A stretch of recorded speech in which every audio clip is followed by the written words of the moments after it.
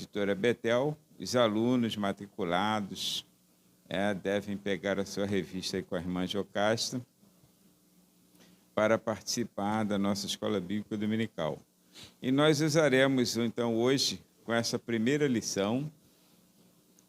Hoje, a partir desse trimestre, estaremos estudando o Evangelho de Marcos, que intitula-se assim, O Servo e a Missão no Serviço da Obra de Deus.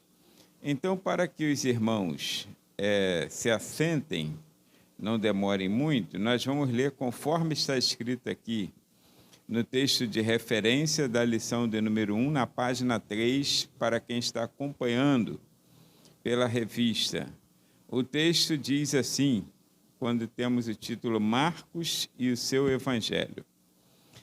E saindo, o seguia. É o capítulo 12 de Atos, para quem não tem a revista, perdão. Capítulo 12 de Atos, versículos 8 a 12, 9 a 12, que diz assim, e saindo seguia, e não sabia que era real o que estava sendo feito pelo anjo, mas cuidava que via alguma visão. E quando passaram a primeira e a segunda guarda, chegaram à porta de ferro que dá para a cidade, a qual se lhes abriu por si mesma. E tendo saído, percorreram uma rua, e logo o anjo se apartou dele. E Pedro, tornando a si, disse, agora sei verdadeiramente que o Senhor enviou seu anjo e me livrou da mão de Herodes e de tudo o que o povo dos judeus esperava. E considerando ele nisto, foi à casa de Maria, mãe de João, que tinha por sobrenome Marcos, onde muitos estavam reunidos e oravam. Pai, em nome de Jesus, obrigado por esta oportunidade.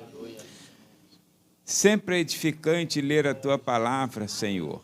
Ó Deus, e precisamos ouvi-la todos os dias de nossa vida. Então ajuda-nos mais uma vez, ó Deus, pela ação do Teu Espírito Santo, dom da palavra da sabedoria e do conhecimento, a revelação que for necessária para este momento. Obrigado por tudo, em o nome de Jesus. Amém. Irmãos, se assentem. Antes de fazermos comentários, eu sempre vejo como uma obrigação fazer a leitura da palavra do comentarista na primeira lição, no início de cada trimestre. Até para os irmãos entenderem a visão do comentarista, que é a visão panorâmica que ele estará dando para nós aqui desses 3 meses que estaremos juntos, e também para você conhecer o comentarista, porque tem alguma coisa sobre ele. Então, o comentarista, que é o pastor Abinaí Vargas Vieira, presidente da Junta Conciliadora de Goiás, primeiro vice-presidente da CONEMAD de Goiás, ou de Goiás, Goiânia, né? Convenção Estadual dos Ministros Evangélicos, CONEMAD, das Assembleias de Deus, Ministério de Madureira, no estado de Goiás, e presidente da Assembleia de Deus em Fama, ou no Fama, como nós falamos, também em Goiás. 5º vice-presidente da CONAMAD e teólogo. Esse é o pastor comentarista desse trimestre. Essa igreja do Fama, os irmãos que já foram à convenção ou ao CIBEM, já foram nessa igreja, uma igreja extremamente linda. A próxima convenção, o próximo CIBEM, quem sabe se programando, alguns irmãos e irmãs, né, participam deste evento. É uma igreja extremamente linda. Então, a palavra deste comentarista, do pastor Abinaí, que é o pastor presidente lá do Fama, ele nos diz assim, neste trimestre, estudaremos o Evangelho de Marcos, considerando o primeiro evangelho a ser escrito e o mais breve. No Evangelho de Marcos, Jesus é apresentado como servo sofredor e filho de Deus, e também filho do homem. Certo é que a Igreja de Cristo tem se valido dos seus ensinamentos, portanto, é necessário conhecer mais o Evangelho de Marcos. Assim serão 13 lições que buscam abranger uma visão panorâmica do Evangelho de Marcos, tratando assuntos importantes como as particularidades do Evangelho de Marcos, Jesus como servo exemplar, o servo e as multidões, o sermão profético, o sofrimento do servo, sua morte e ressurreição, a importância da pregação do Evangelho, entre outros. Que o Espírito Santo nos capacite, conduza e esclareça no estudo acerca deste importante livro das Sagradas Escrituras. Amém? Irmãos, essa é a visão panorâmica que temos desse trimestre. Então, quero observar com os irmãos, comentarista, ele traz à tona para nós, já intitulando Marcos e seu Evangelho. Então, hoje, qual o objetivo da lição do comentarista hoje? É o que está aí na revista, na página 3. Ele quer apontar para nós, a lição de hoje tem esse objetivo, tá? Apontar para nós a relevância de viver em um lar cristão, dado ao que ele estará falando sobre Marcos, João Marcos, esse Marcos, como nós conhecemos, e também mostrar que um momento de fracasso não é o nosso fim, também fundamentado aqui nessa primeira lição do Evangelho de Marcos. E falar que Deus sempre está disposto a nos restaurar. Então, isso é para a lição de hoje, falar sobre Marcos e seu Evangelho. É uma lição introdutória do trimestre. A partir da segunda lição, aí nós veremos a lição assim na sua prática, mostrando Jesus como servo. Mas a lição de hoje é mais uma lição histórica, é para você entender quem foi Marcos, o que ele escreveu, para quem escreveu, etc. Né?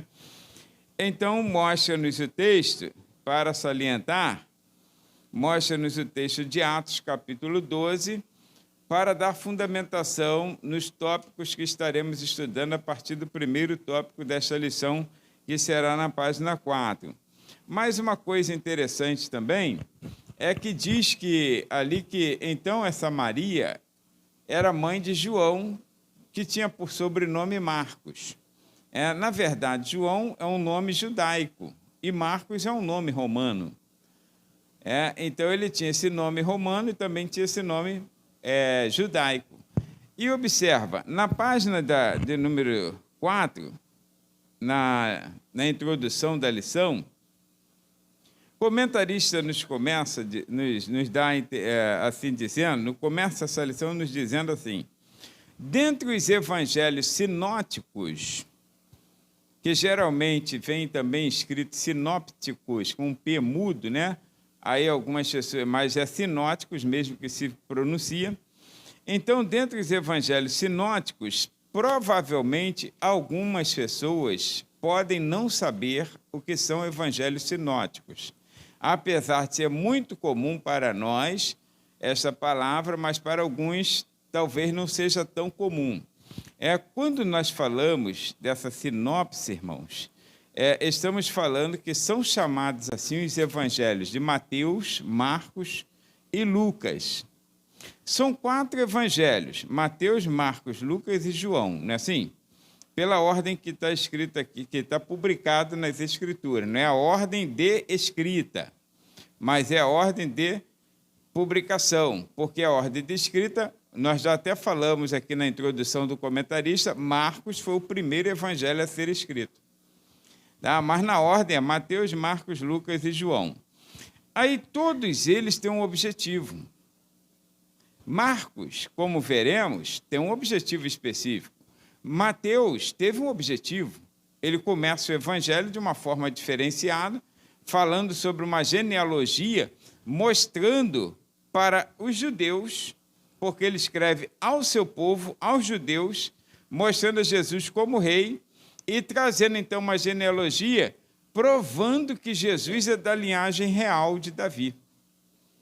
Mas quando você lê Lucas, também começa com uma genealogia, mas mostrando não Jesus como descendente real, mostrando como, vamos dizer assim, como ser humano.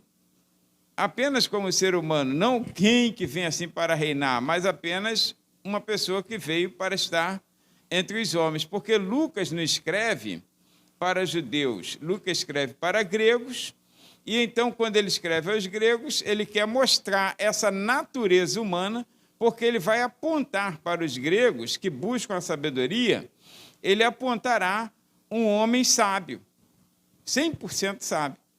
E os gregos vão crescer o olho nisso. Mas João escreve uma carta totalmente, irmãos, um livro totalmente espiritual, mostrando Jesus como Deus. Mostrando Jesus como Deus, filho de Deus, não filho do homem, filho de Deus. Todo o plano de salvação está no Evangelho de João.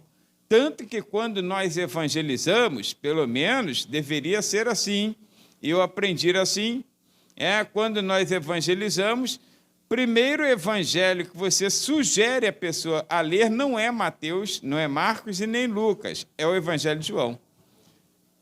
Durante muitos anos, a Casa Publicadora Batista, que era Juerp, a antiga Juerp, ela publicava um evangelho segundo escreveu João. Lembra disso? Um evangelhozinho? Aquele evangelho, nós evangelizávamos com ele, porque as pessoas leem e já veem Jesus como Deus, o Filho de Deus, tá? Então, João teve suas especificações. Agora, voltando aos sinóticos. Mateus, Marcos e Lucas, eles escrevem a mesma coisa, apresentam os mesmos fatos, os mesmos acontecimentos, em uma sinopse, ou seja, uma visão geral, uma visão panorâmica.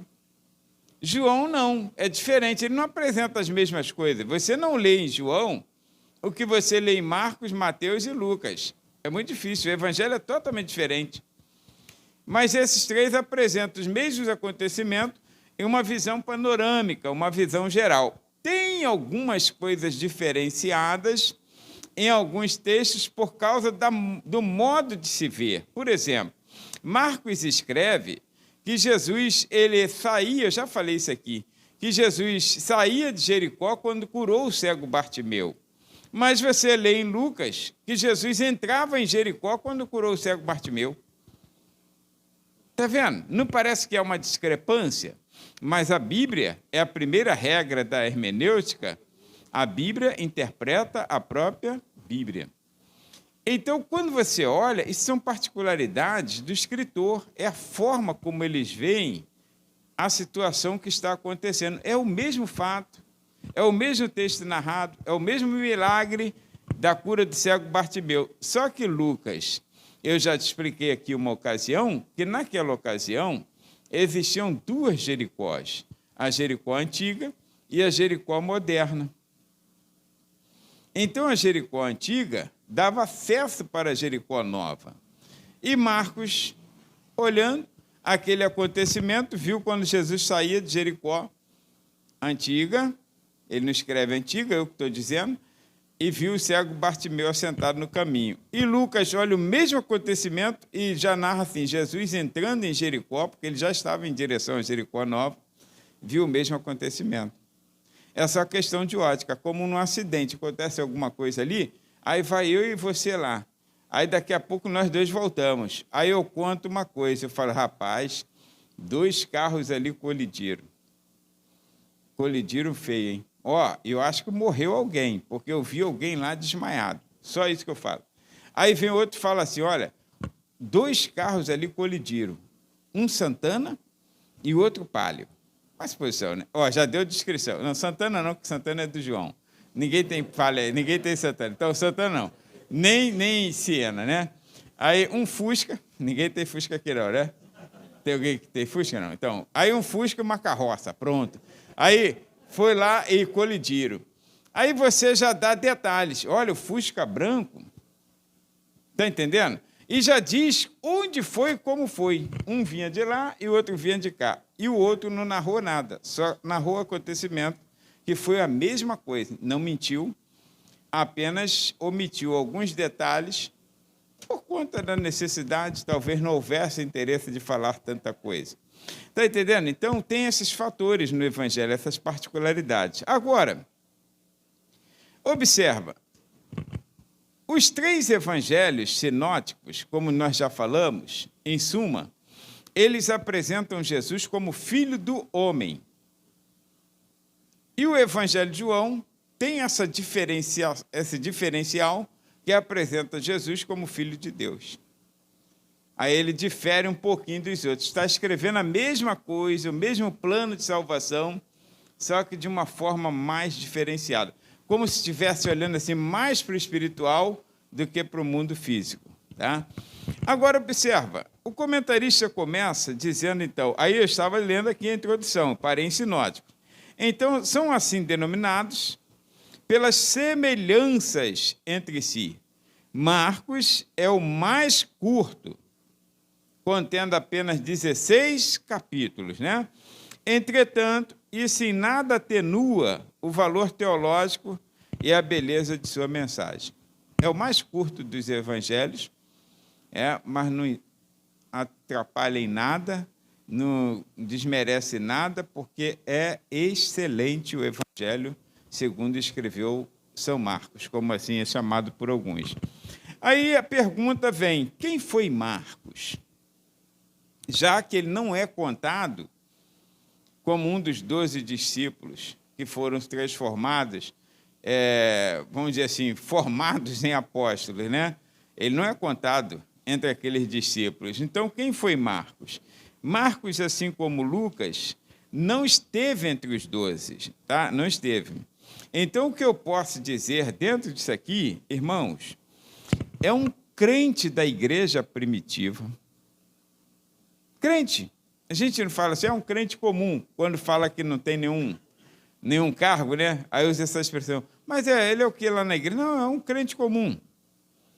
Não é assim que a gente fala? Todos nós aqui somos comuns, mas às vezes a pessoa quer dizer que ele não tem cargo. Não, eu sou um crente comum lá na igreja, né?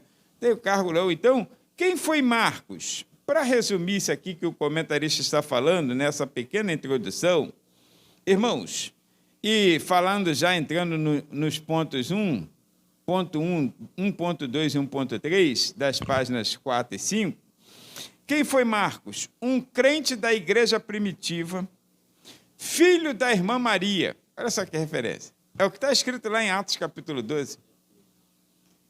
Filho da irmã Maria. Quem foi? Marcos é o filho da irmã Maria. Não pesa isso? Pesa, irmãos. Quando se tem alguém que serviu a Deus de alguma maneira, até hoje nós usamos referência, falamos aqui, lembra quando o pastor Isaías Santana veio aqui? Aí nós falamos o quê? Isaías Marques, filho da irmã Beta, não foi assim? Quando vem o filho do pastor Íris, nós falamos filho do pastor Íris. Então, filho da irmã Maria, todo mundo dá-se a entender que conhecia a irmã Maria, pelo que está escrito em Atos capítulo 12. Então, Marcos foi um crente comum da igreja primitiva, filho da irmã Maria, em cuja casa funcionava o que nós chamamos de ponto de pregação. Não foi um ponto de pregação comum. Por que não foi um ponto de pregação comum? Porque, irmãos, imagine agora, talvez eu diga assim, se houver a necessidade, irmão, tu pode abrir a sua casa para a gente fazer um ponto de pregação lá? Tal dia vai ter culto. Aí você, amém, irmão. Puxa, eu tenho uma varanda boa lá. Eu sempre sonhei com isso. Tem gente que fala assim, né? Eu sempre sonhei com isso de ter culto na minha casa, no meu terraço. Vamos sim fazer um culto de ponto de pregação. Agora, imagine-se dentro desse contexto, se a igreja estivesse sendo perseguida,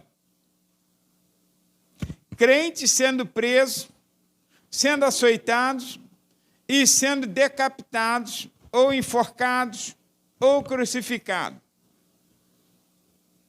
Você abriria a sua varanda, a sua garagem? Tu acha que ia abrir todo dia um ministério aqui, irmãos?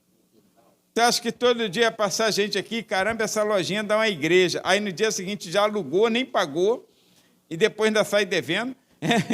Aí alugou e botou lá uma tabuleta, igreja pentecostal do Cuspe Santo. Não ia ter, não.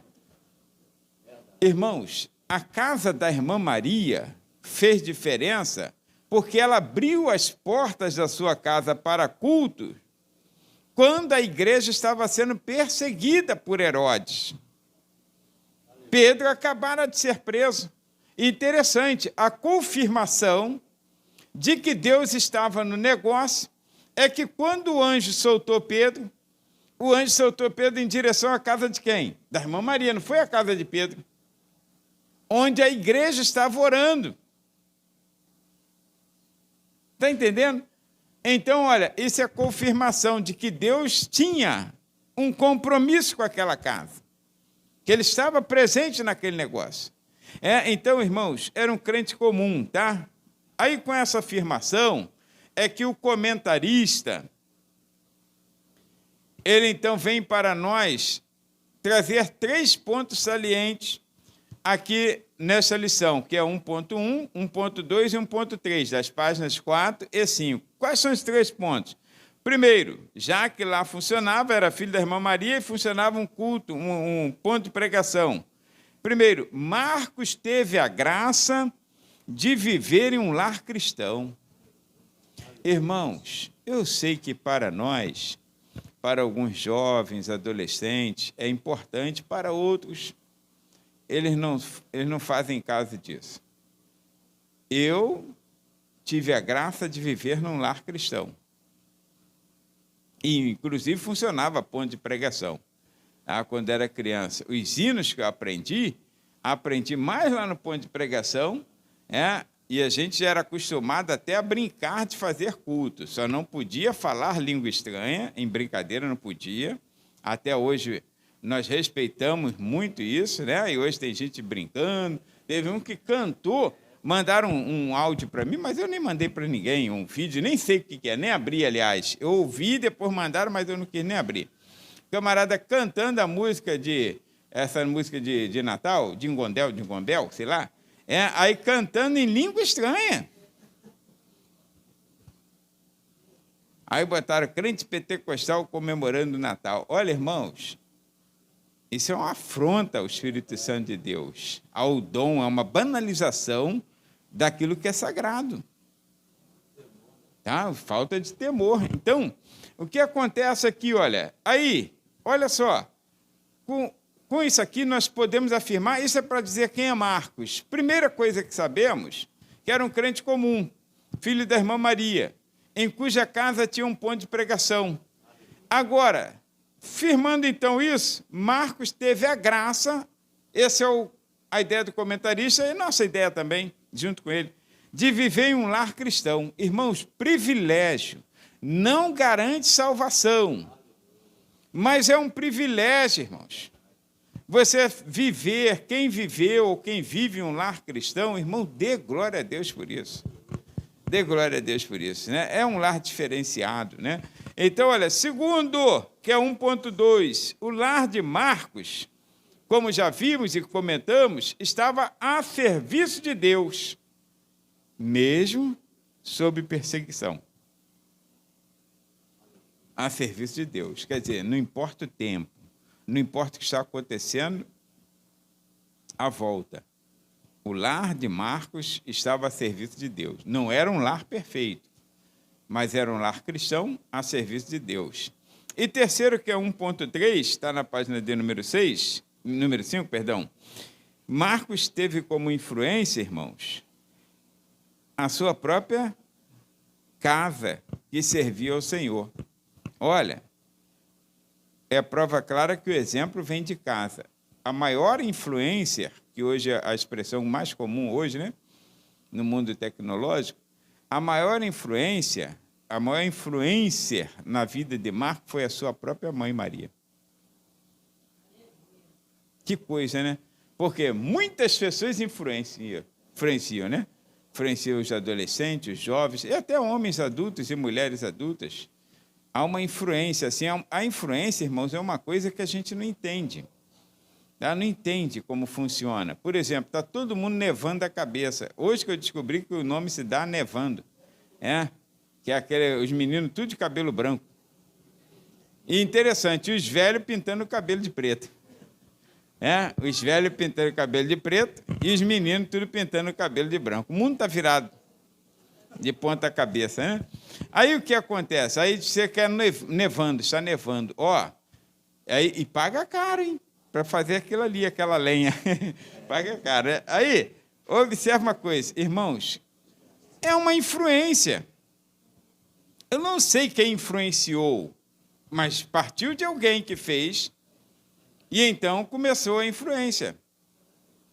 Então, na verdade, quando nós observamos, é interessante, porque Marcos, a influência que Marcos teve foi da sua própria casa, da sua própria mãe. Servia ao Senhor. Então, sua mãe era a sua influência. E observe uma coisa interessante, que nós podemos resumir esse primeiro ponto aqui para passar para o segundo, porque nós não temos tanto tempo assim. Então, em suma, irmãos, um crente comum, como nós falamos, olha como eu acho interessante isso, tornou-se companheiro de Paulo e Barnabé. Tornou-se companheiro. Claro, Barnabé era seu primo, mas não era por ser primo, era porque ele era crente. Porque Deus não chamou Marcos, chamou Paulo e Barnabé. Capítulo 13 de Atos, o Espírito Santo falou assim: apartai-me a Paulo, na verdade era Saulo, né? E Barnabé, para uma obra que eu tenho, servindo ao Senhor, diz lá, e jejuando, disse o Espírito Santo: apartai-me a Barnabé e a Saulo, para uma obra que os tenho chamado. Deus não chamou Marcos, mas Barnabé convidou Marcos. Ele não convidou Marcos apenas por ser primo. Ele convidou Marcos porque Marcos era um crente. Era um jovem crente. Jovem, aprendiz. Não tinha experiência de vida, mas era crente. Isso faz uma grande diferença, irmãos. Então ele tornou-se companheiro. Olha, eu estou colocando assim para os irmãos entenderem. Imagine que tem crentes mais experientes que não foram convidados para ser companheiro de Paulo e Barnabé para a obra missionária. Mas Marcos foi. Então, era um crente comum da igreja primitiva, filho da irmã Maria, que tornou-se companheiro de Paulo e Barnabé, que era Saulo, né? Claro, Barnabé seu primo, nas viagens missionárias. Irmãos, detalhe, teve alguns percalços que nós observaremos aqui, mas no final da carreira, depois eu vou até comentar isso, mas como o assunto aqui pede, quando Paulo escreve a Timóteo, final da carreira de Paulo, quando Paulo escreve a Timóteo, é o texto áureo, que nós não lemos o texto áureo, né? Mas vamos ler agora. Olha só o que está escrito. Só Lucas, Paulo está fazendo uma queixa, uma reclamação, uma escrita para Timóteo, diz: só Lucas está comigo. Tanta gente que ele conhece Áquila, conhece Priscila, ele conhece tanta gente, irmãos. Paulo conhece muita gente, gente boa, gente experiente, mas ele diz assim, toma Marcos e traze-o contigo, porque me é muito útil para o ministério.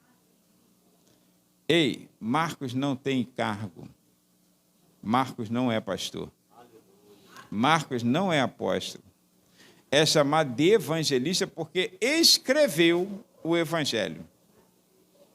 Ele não tem título nenhum, mas Paulo chama, toma Marcos, traze-o contigo, porque me é muito útil no ministério. É crente, irmãos. Marcos é crente. É o filho da irmã Maria, só isso. É o primo de Barnabé, só isso também.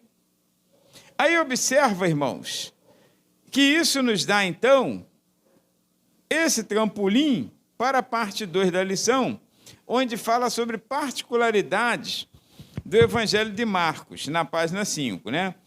Então, Marcos, diferente dos demais evangelhos, agora estamos falando do evangelho que ele escreveu.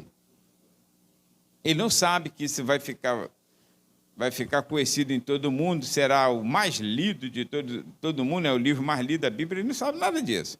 Ele só está escrevendo as narrativas dos acontecimentos que houve com Jesus quando estava no seu ministério terreno.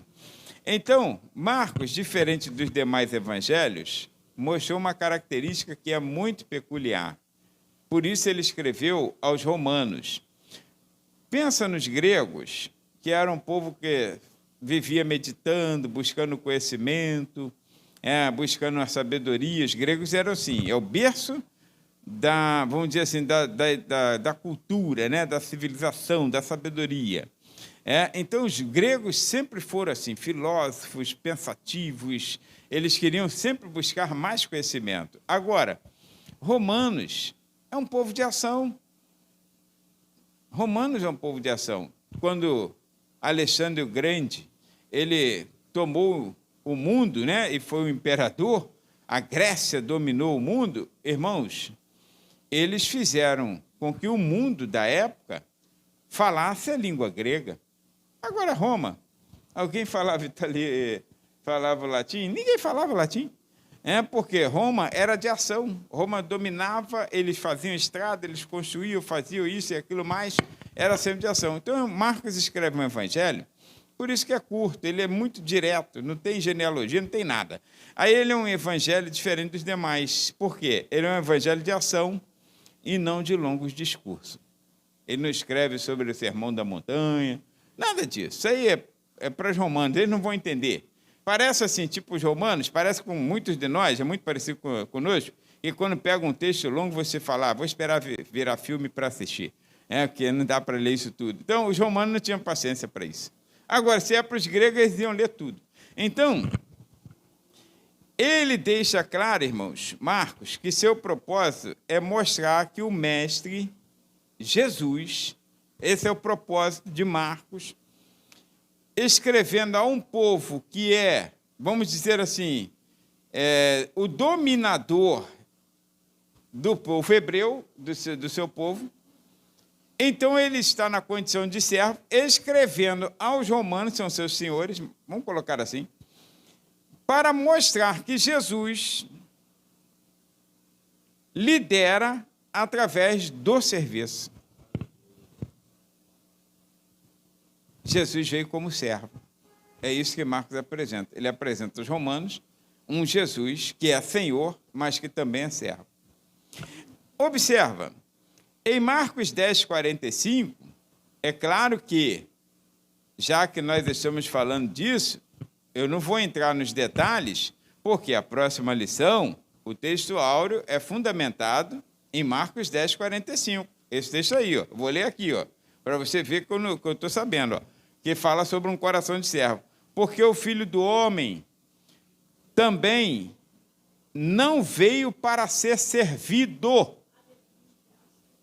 mas para servir e dar a sua vida em resgate de muitos. Aí nós falaremos na próxima lição, lição 2, sobre um coração de servo, mostrando Jesus como esse servo que Marcos o apresenta aos romanos.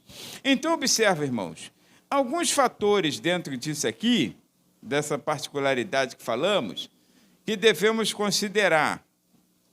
Aí está aí, os pontos 2.1, 2.3, tópico, né? 2.2 e 2.3. O que devemos considerar? Primeiro, o contexto histórico. No período em que foi escrito este evangelho, a igreja não foi o mesmo período de Atos capítulo 12, tá? Ele escreveu isso aí, irmãos, mais ou menos lá pelo ano 55, entre 55 a 70. Tá? Então, nesse período que ele estava escrevendo o evangelho, que às vezes a gente lê, dá a impressão que ele estava escrevendo aqui. Pô, Jesus está vivo ali, está andando para lá e para cá e está escrevendo. Não, passaram-se anos, né? Cerca aí de 30, 40 anos, tá? Aí, então, quando Marcos escreve, então nós precisamos entender que nesse período em que o evangelho estava sendo escrito aos romanos, apresentando Jesus que não veio para ser servido, e fazia toda a diferença, mas para servir, isso aí ia agradar os romanos ou não? Agradaria. Ele não veio para ser servido, mas para servir. Os romanos eram impetuosos. Então, a igreja, nesse período, nesse contexto histórico, a igreja estava sofrendo perseguição religiosa, mas a incansável opressão do Império Romano. Que o Império Romano já pressionava não só a igreja, pressionava Israel. Tanto que no ano 70, o general Tito invadiu Jerusalém e detonou Jerusalém, destruiu o templo.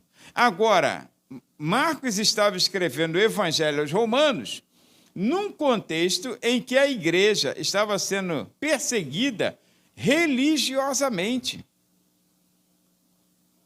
Religiosamente, ou seja, os sacerdotes, sumo sacerdote, estavam, irmãos, incansavelmente perturbando a igreja para que o evangelho de Jesus Cristo não fosse propagado.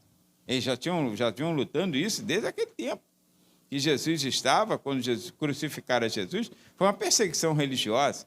Então, esse é o contexto histórico que está aí em 2.1. Tá? Eles estavam sendo perseguidos. Agora, eu não estou lendo aqui na revista para ganhar tempo, tá? Por isso eu fiz assim uma espécie de resumo. E detalhe interessante, outro fator que devemos considerar, que é 2.2 da página 5, que é a data em que foi escrito, que eu já até mencionei. Acredita-se que foi escrito esse evangelho entre os anos 55 e 70 depois de Cristo. Tinha uma pressão, eu falei, tinha uma perseguição religiosa, a igreja, mas tinha uma pressão também dos romanos, porque os romanos estavam pressionando, não é a igreja em si, eles estavam pressionando todo Israel. Todo Israel. Quando a gente fala assim, no ano 70, o general Tito tomou a decisão lá, entrou, invadiu e etc., irmãos, não se invadia dessa forma, não. Tá? Eles faziam um cerco, um sítio, e ali eles ficavam ali meses, às vezes até anos, cercando, sitiando. Por quê? Quando eles faziam isso, impedia que aqueles que estavam dentro saíssem para negociar. E, lógico, o que vai acontecer? A fome vem. A fome vem. Então, já enfraquecia. E lembra quando Jesus, ele falou assim, orai para que a vossa fuga não se dê num dia de sábado, nem no inverno. Que a gente, às vezes, até ouve alguns pregadores, até bem intencionados, mas com um contexto errado. Dizendo que está se tratando do arrebatamento, então você tem que orar. Porque é sábado, né? Sábado a pessoa está no shopping, está distraído e tal. E no inverno é porque está todo mundo dentro de casa, ninguém quer ir para a igreja. Não tem nada a ver isso. Nada a ver com arrebatamento. Ali estava Jesus falando, proferindo o sermão profético, falando literalmente do que aconteceria no ano 70, que aconteceu. Quando o general Tito Romano invadiu Jerusalém, arrebentou, houve uma carnificina. A história relata que as ruas estreitas de Jerusalém pareciam rios assim de sangue, de tanta gente que morreu. Mas uma parte também da própria culpa do povo, que ao vender Jesus, ao trair Jesus, que o povo traiu Jesus, Jesus esteve entre as pessoas e só fez o bem.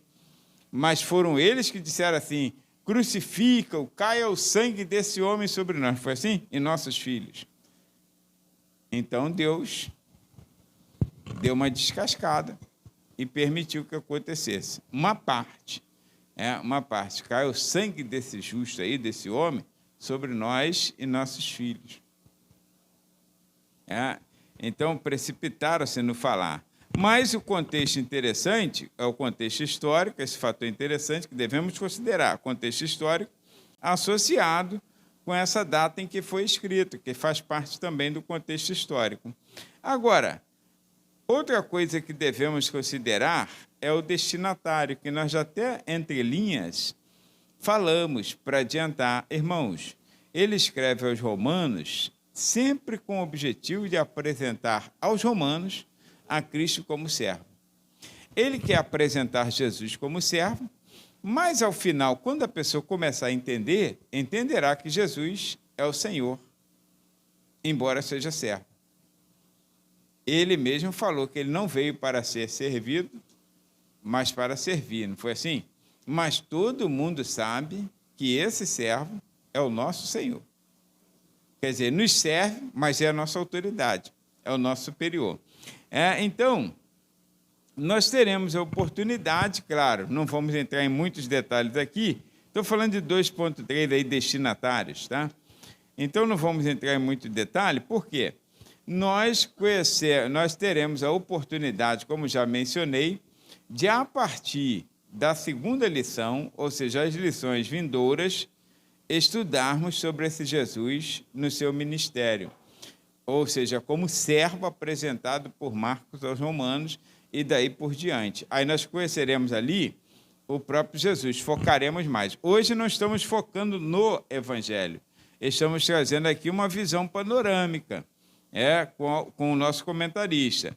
Agora, a partir da segunda, não. Aí a visão, o que é uma visão panorâmica que a gente fala? É você imaginar que você, então, está assim, eu vou sobrevoar essa cidade aqui, cidade de Nilópolis. Aí eu entro no helicóptero, o helicóptero sobe, agora eu posso até sobrevoar com drone também, não posso? Aí, então, vou falar que seja com drone que fica mais fácil para a gente. Aí eu levo um drone e fico aqui olhando e estou vendo aqui, sobrevoando, né? Aí estou vendo as ruas, as vielas, não é isso? Mas lá de cima, mas não conheço nada. Mas eu não quero, agora já conheço então Nilópolis inteira aqui, sobrevoando. Mas hoje eu não quero sobrevoar, eu quero conhecer Nilópolis. Aí então eu deixo o drone, ponho meu pé no chão e vou passando por essa rua, aquela rua, olhando tudo nos mínimos detalhes. Leva tempo. Leva tempo. Sobrevoar é mais fácil, né? Uma visão panorâmica. Agora, conhecer, subir nos morros, entrar nos becos, vielas, é diferente. Você sente que você está conhecendo. Então, o que Marcos faz e o que o comentarista está fazendo para nós é isso. Primeiro, ele está dando uma visão panorâmica, uma visão geral, e agora, a partir da segunda lição, ele tira o nosso drone, nós vamos andar com ele e vamos, então, entrar pelas ruas e vielas. Aí conhecer o Evangelho de Marcos, dos capítulos 1 ao capítulo 16. Aí você observará como funcionou essa questão do pensamento de Marcos, escreveu aos Romanos, apresentando Jesus servo. Então, observa, aí na página de número 6, voltamos então agora a Marcos novamente, que o foco hoje é ele, esse crente comum da igreja primitiva, filho da irmã Maria, primo de Barnabé. Amém? E que se tornou companheiro de Paulo e Barnabé em viagens missionárias. Agora, então, a página 6, na parte 3, o comentarista, então, nos traz uma percepção a respeito de Marcos, falando sobre do início ruim a um fim honroso. Por que do início ruim? Irmãos, em Atos capítulo 13, versículo de número 13, já está lá, E partindo de Pafos, Paulo e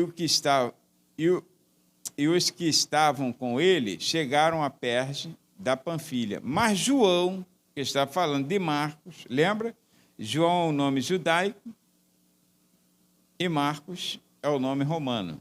Então, João, que é o João Marcos, apartando-se deles, voltou para Jerusalém.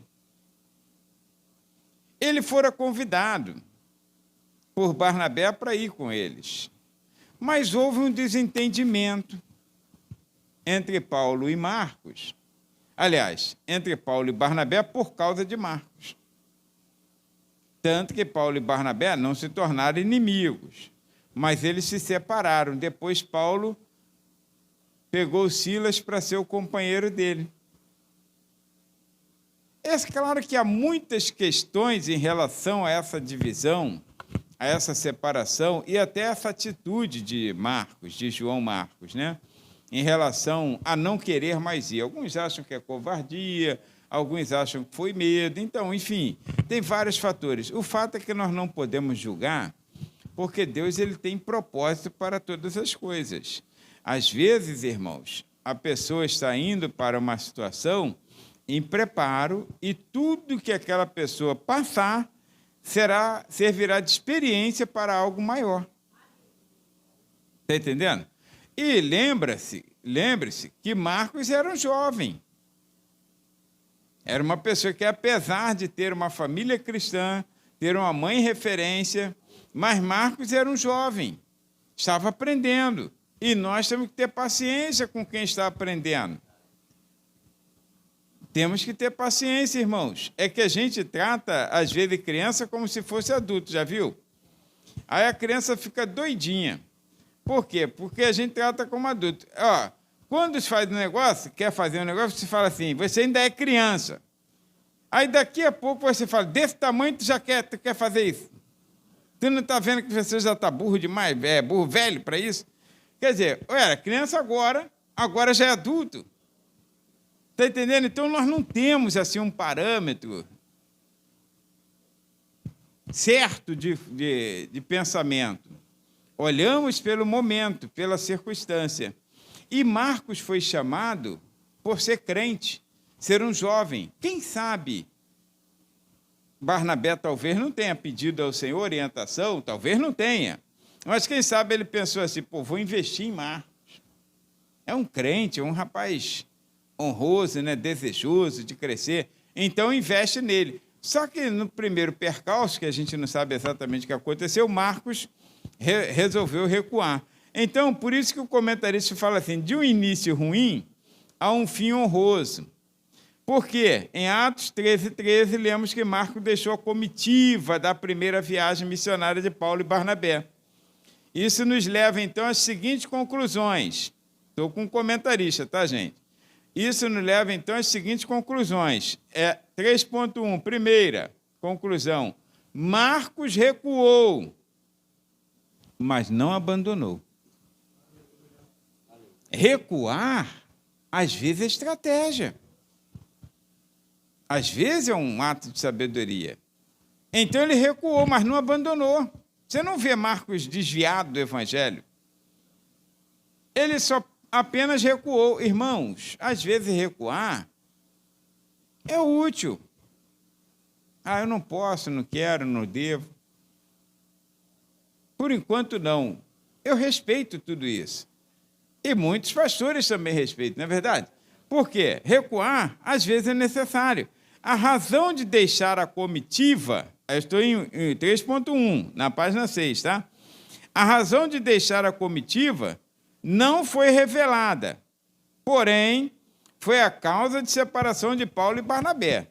Então, teve alguma coisa ali que ofendeu Paulo. Agora, vamos considerar,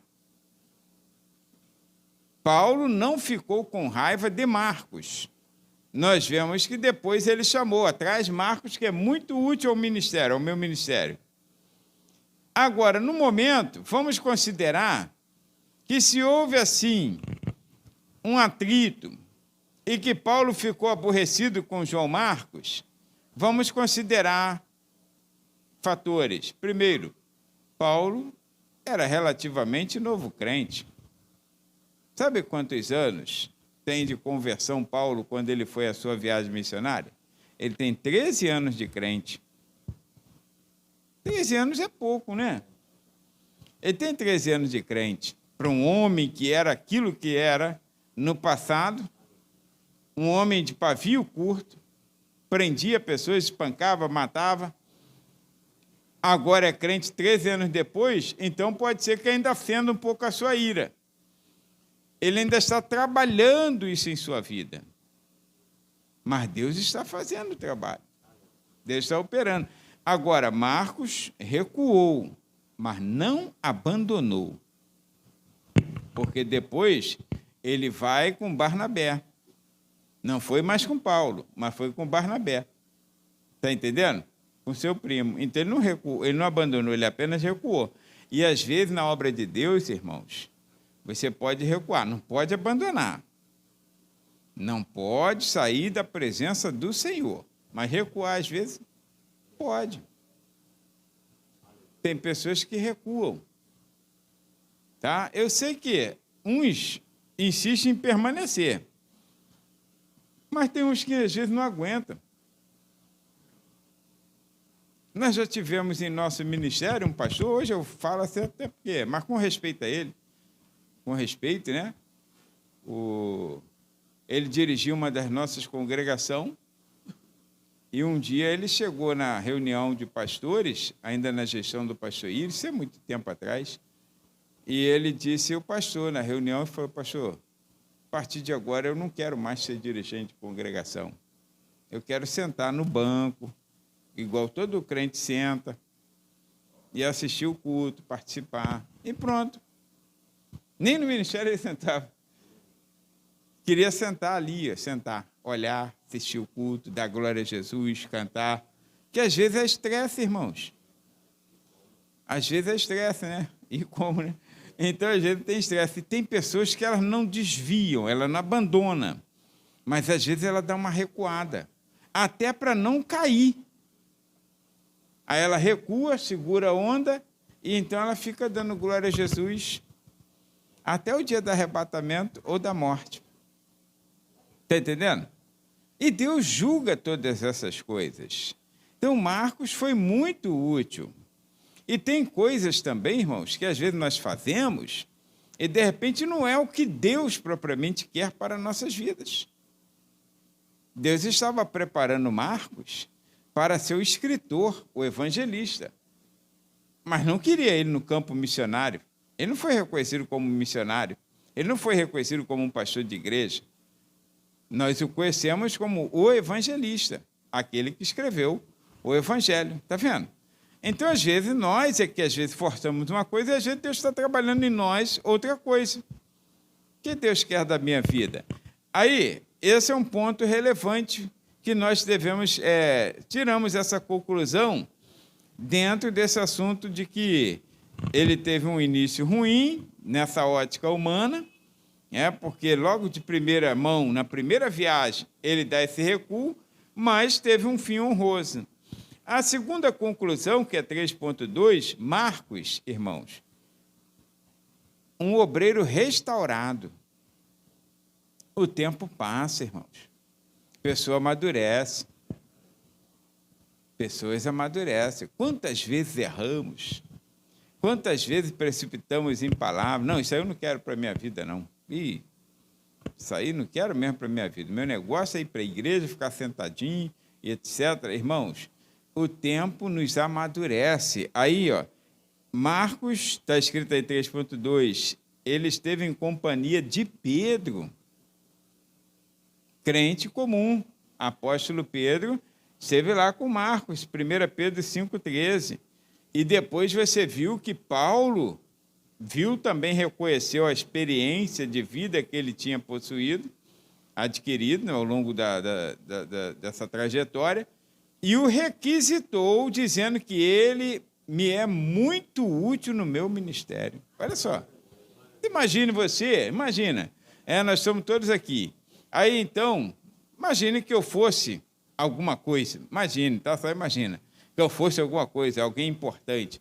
Aí, então, de repente, eu peço, Antônio, quando tu for, tu traz o fulano, que ele me é muito útil no ministério. Dentre tantas pessoas, aí justamente aquele Marcos que um dia Paulo se estressou com Barnabé, porque ele recuou no meio do caminho.